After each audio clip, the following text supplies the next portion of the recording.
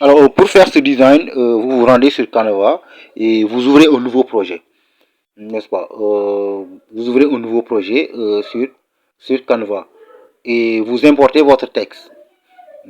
Et ici, donc, je peux écrire nature, par exemple, c'est juste un exemple. Vous écrivez ce que vous voulez, n'est-ce pas?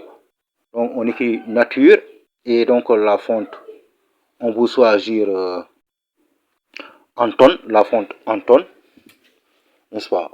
Vous cherchez la fonte, une fonte donc en gras.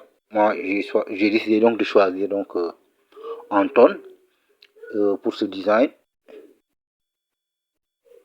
Alors, il est où Anton? Anton, voilà. Voilà, il est là. Donc, vous cliquez donc là-dessus, sur la fonte, donc, et donc le texte va se, va donc changer, n'est-ce pas? Alors, ici, donc, on peut ajuster donc la taille, donc augmenter donc la taille de notre texte. Donc, ensuite, donc, on peut lui mettre donc un effet. Donc, on va prendre donc cet effet. Donc, voilà. Et donc, pour donc, la couleur du texte, on peut la mettre donc en blanche, une couleur blanche. Voilà. Et donc, on peut dupliquer le texte. Donc, pour que donc l'effet soit donc plus visible, n'est-ce pas?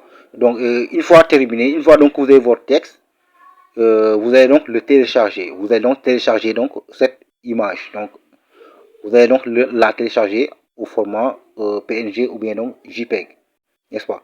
Ensuite, une fois donc téléchargé, donc vous supprimez le texte donc que vous avez mis ici. Maintenant, on va importer l'image qu'on a téléchargée tout à l'heure, notre texte. Vous l'importez dans votre projet, n'est-ce pas? Et ici donc, on peut agrandir donc notre image. Donc ici donc, ce n'est plus donc sous forme de texte, mais c'est sous forme donc d'image, n'est-ce pas? Et donc, une fois donc terminé, donc, on peut aller donc chercher notre arrière-plan.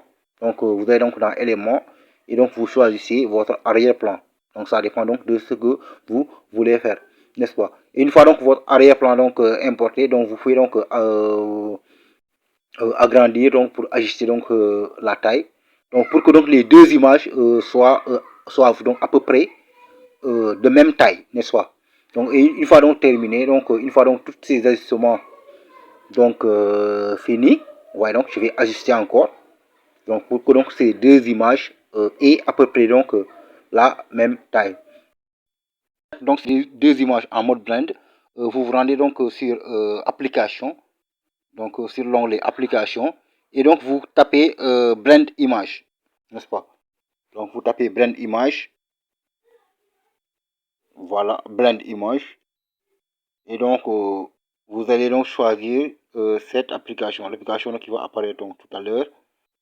Donc voilà, vous choisissez donc la première application. Vous cliquez donc sur la première application, n'est-ce pas? Application Blend Image. Et donc une fois fait donc, vous revenez donc sur vos deux images là. Vous cliquez donc sur l'image qui contient le texte. Voilà, donc comme je l'ai fait, vous cliquez donc sur l'image qui contient le texte et donc vous retournez donc sur votre application. Voilà, voyez donc comme je l'ai fait ici. Vous faites donc la même chose. Ensuite donc vous retournez donc sur la deuxième image, l'image de fond. Et donc, vous faites la même chose. Regardez bien ce que je fais. Voilà. Et donc, une fois donc terminé, vous voyez donc, on peut donc mettre donc ces deux images donc en superposition. Vous voyez donc, j'ai mis donc les deux images en superposition. Maintenant, ici, donc, on peut donc supprimer donc ce qui nous intéresse pas. Donc, c'est-à-dire les deux images donc qui ne sont plus donc en mode blend, n'est-ce pas? Et donc ici à partir de là, vous pouvez donc agrandir donc et donc ajuster selon ce que vous voulez. Et donc si vous n'avez pas encore Canva Pro, donc vous le trouverez donc sur donc la description donc, de cette vidéo. Donc, je vais vous mettre le lien de Canva Pro dans la description de cette vidéo donc pour que vous puissiez donc faire donc ces mêmes designs donc avec des éléments qui sont professionnels.